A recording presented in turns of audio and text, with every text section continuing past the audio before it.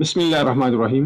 علامہ اقبال جب کابل گئے وہاں افغانوں سے ملاقات ہوئی۔ افغانوں کی بدلتی ہوئی نظریے کو علامہ اقبال نے دیکھا تو یہ اشعار پڑھے۔ چند ایک اشعار ہیں، ہم پوری تشریح کے ساتھ آپ کے سامنے رکھیں گے، غور سے سنیے، انشاءاللہ سمجھ آئیں گے۔ پہلے شعر میں کہتے ہیں: مسلماں کے لہو میں ہے سلیقہ دل نوازی کا، مسلماں کے لہو میں ہے سلیقہ دل نوازی کا، مروت حسن عالمگیر ہے مردان غازی کا۔ اس شعر میں دو چیزوں کا ذکر کر رہے ہیں، ایک تو یہ کہ دل نوازی، رحم دلی مسلمانوں کی لہو میں ہے، دوسرا چیز احسان کرنا، کسی کے اوپر احسان کرنا، یہ بھی مسلمانوں کے لہو میں داخل ہے۔ یہاں سمجھنے کی بات یہ ہے کہ مسلمان کے لہو میں کسی خاندانی لہو، نسبی لہو، علاقائی لہو، لسانی لہو، ان چیزوں کا ذکر نہیں کیا، مسلمان کے لہو ذکر کیا۔ اس کا مطلب یہ ہے کہ یہ دل نوازی اور احسان اسلام کے لہو میں ہے، ایمان کی روحانی لہو میں یہ چیزیں پائی جا رہی ہے۔ جیسا کہ نبی کریم صلی اللہ علیہ وسلم نے فتح مکہ کے موقع پر الیوم یوم المرحمہ کا اعلان کیا، رحم کیا اپنے چچا کے دشمن اور اپنے بدترین دشمنوں کے ساتھ رحم کا معاملہ کیا، دل نوازی کا معاملہ کیا۔ احسان کے بارے میں اگر آپ دیکھیں، آپ بیت المقدس ہی کو لیں، بیت المقدس میں کئی معرکے ہوئے ہیں۔ سب سے پہلے عمر رضی اللہ تعالی عنہ نے فتح کیا، وہاں کس حسن احسان میں عمر رضی اللہ نے فتح کیا۔ اس کے بعد یہود نے دوبارہ قبضہ جمایا، جب یہود نے دوبارہ قبضہ جمایا تو اتنے مظالم ڈائے کہ مسلمانوں کے لہو سے اپنے گوڑے دھوئے۔ جب باری صلاح الدین ایوبی کی آئی تو اس نے دوبارہ فتح کیا اور وہی احسان کا معاملہ کیا، کوئی ظلم نہیں، کوئی خون و غارت نہیں، بڑے حسن و سلوک سے فتح کیا۔ آج آپ پھر دیکھیے، یہود دوبارہ قبضہ جمانے کی کوشش کر رہے ہوتے ہیں، کیا مظالم ڈائے جا رہے ہیں مظلوم فلسطینیوں کے اوپر، مظلوم مسلمانوں کے اوپر۔ اللہ یہودیوں کو ہدایت دے، نہیں تو تباہ و برباد کر دے۔ تو علامہ اقبال یہاں پہ مسلمانوں کی یہ دو صفات بیان کرنا چاہتے ہیں اس شعر میں۔ اب شعر کا ترجمہ سنیے: مسلمان کے لہو میں ہے سلیقہ دل نوازی کا، مسلمانوں کے خون میں ہے سلیقہ دل نوازی، دل نوازی رحم و ترحم کا سلیقہ انسان کی لہو میں ہے۔ مروت حسن عالمگیر ہے مردان غازی کا، مروت حسن احسان کا خوبصورتی عالمگیر ہے، پوری دنیا میں چھائی ہوئی ہے، کس کا؟ مردان غازی کا، فاتح مجاہد کا، فاتح مجاہد کا احسان کی خوبصورتی پوری دنیا میں چھائی ہوئی ہے۔ پوری دنیا میں مسلمانوں نے جہاد کی ہے، فتح کی ہے، وہاں جا کر آپ دیکھیں جو مغلوب آئے کیا حسن سلوک کیا ان کے ساتھ، آپ جا کر وہاں مسلمانوں کا حسن سلوک وہاں جا کر آپ دیکھیں۔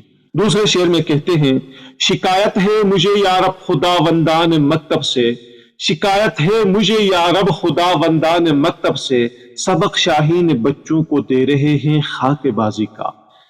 اس شعر میں علامہ اقبال اللہ سے شکایت کر رہے ہیں، سکول، کالج، یونیورسٹی اور مدارس کے منتظمین کی شکایت لگا رہے ہیں۔ فرماتے ہیں اللہ، ہم ان اداروں میں اپنے بچوں کو بھیج رہے ہیں، اپنے شاہین بچوں کو ان اداروں میں بھیج رہے ہیں تاکہ یہاں ان کی تربیت ہو، شاہین جیسے تربیت ہو۔ لیکن وہ یہاں ان کی کس طرح کی تربیت کر رہے ہیں؟ شیر کو بکری کی تعلیم دی جا رہی ہے، بزدلی کی تعلیم دی جا رہی ہے، پستی کی تعلیم دی جا رہی ہے، نصاب سے جہاد کو نکالا ہوا ہے۔ اب شاہین کے بچے شاہین بنیں گے یا چیل بنیں گے؟ اے اللہ، آپ سے ہماری یہ شکایت ہے، خداوندان مکتب سے، اداروں کے منتظمین کے بارے میں ہم آپ سے شکایت لگا رہے ہیں۔ اللہ آپ انہیں ہدایت دے، اللہ آپ انہیں جرأت دے کہ یہ شاہین کے بچوں کو شاہین کی تعلیم دے، شیر کے بچوں کو شیر کی تعلیم دے، مسلمانوں کے بچوں کو جہاد کی تعلیم دے، یہ بزدلی کا تعلیم نہ دے۔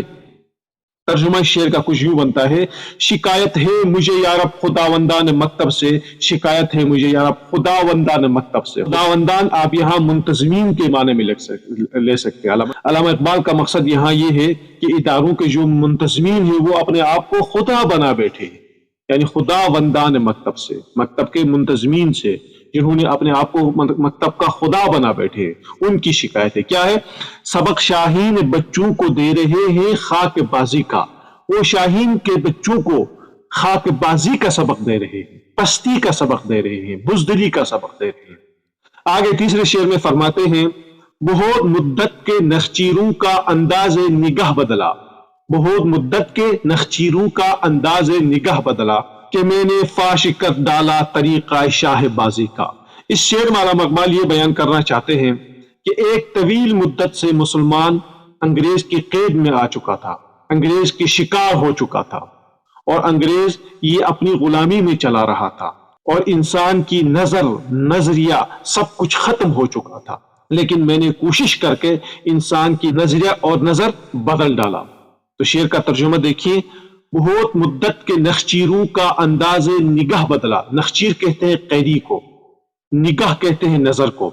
تو بہت مدت کے نخچیروں کا انداز نگاہ بدلا، بڑی ایک مدت کے بعد قیدیوں کا انداز نگاہ بدلا، نظر کی ایک انداز میں نے بدل دیا۔ پہلے ان کی نظر کی انداز اور تھی، غلامی کی نظر تھی، اب ان کی نظر کی انداز بدلا، اب آزادی کی طرف ان کی نظر ہے، ان کی نظریہ آزادی کی بنی ہوئی ہے کہ میں نے فاش کر ڈالا طریقہ شاہ بازی کا، میں نے ظاہر کر دیا مسلمان کو طریقہ شاہ بازی کا، شاہ بازی کا، شاہین کا طریقہ، شاہین کا چلنے کا طریقہ، شاہین کے دیکھنے کا طریقہ، شاہین کا نظریہ میں نے ان کے سامنے رکھ دیا کہ یہ شاہین کا نظریہ یہی ہے، آپ شاہین ہو، شاہین کا نظریہ یہی ہے، تم غلط راستے پہ جا رہے ہو۔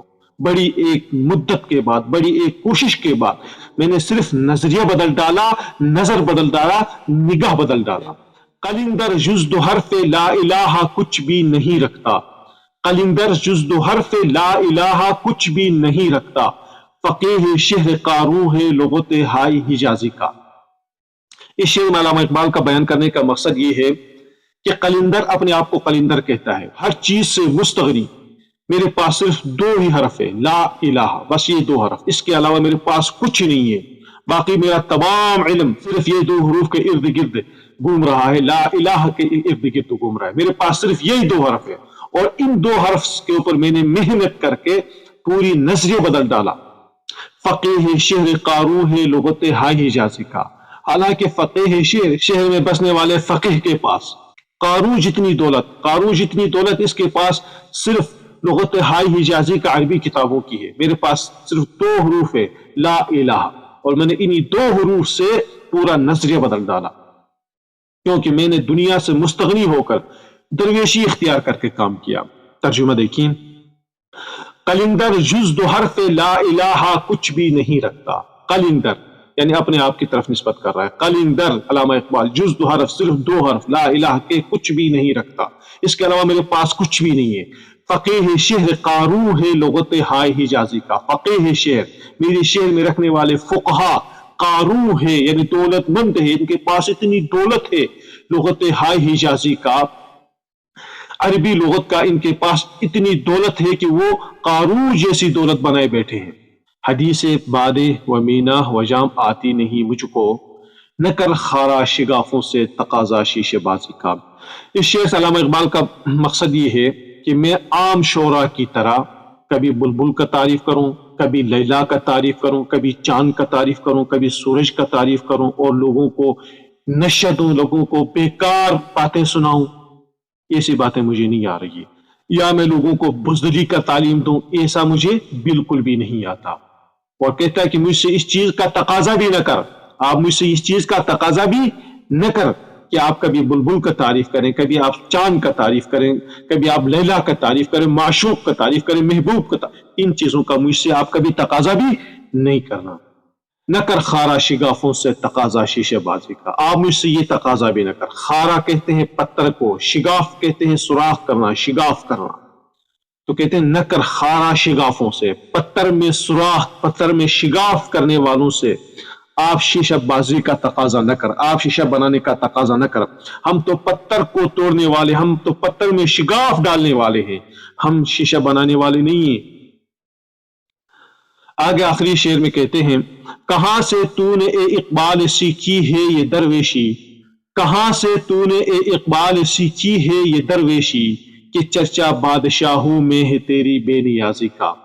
اس شعر سے علامہ اقبال کا مقصد یہ ہے کہ دراصل یہ میں نے لوگوں کا جو نظریہ بدل ڈالا، لوگوں کا نظر بدل ڈالا، لوگوں کا راستہ بدل ڈالا، یہ اس لیے کہ میں نے درویشی اختیار کی، میں نے دنیا سے دوری اختیار کی، دنیا کو اپنا مقصد نہیں بنایا، ضرورت کے مطابق دنیا کو حاصل کیا، باقی دنیا کو چھوڑ دیا، صرف مسلمانوں کی فکر کی، مسلمانوں کی نظریہ بدل ڈالنے کی کوشش کی، جا کے میں کامیاب ہوا۔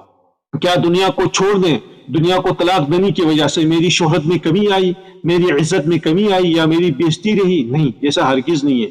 میری اس درویشی کی وجہ سے کہ چرچا ہے بادشاہوں میں تیری بے نیازی کا، بادشاہوں میں اقبال، بادشاہوں میں چرچا ہے، بادشاہوں میں شہرت ہے تیری بے نیازی کا، تیری استغنا کا چرچا تاج برطانیہ کے پاس ہے، وہ بھی آج آپ کا تعریف کر رہا ہے کہ کتنا بے نیاز درویش انسان ہے، دنیا کا طالب ہی نہیں ہے۔ تو کہتے ہیں کہ کتنا بے نیاز ہے، درویش ہے، یہ جاگیر بھی نہیں لیتا ہے۔ اگر تھوڑا بہت جاگیر لے کر یہ خاموش رہتا ہے تو اس کا ہمارے اوپر بہت بڑا احسان ہوگا، یہ جاگیر لے اور خاموش رہے۔